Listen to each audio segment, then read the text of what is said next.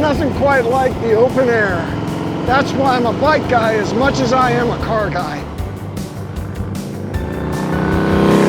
I'm riding the 1938 Harley Davidson Knucklehead, and it's fantastic. This is a bike that pretty much started that whole modern image of Harley Davidson.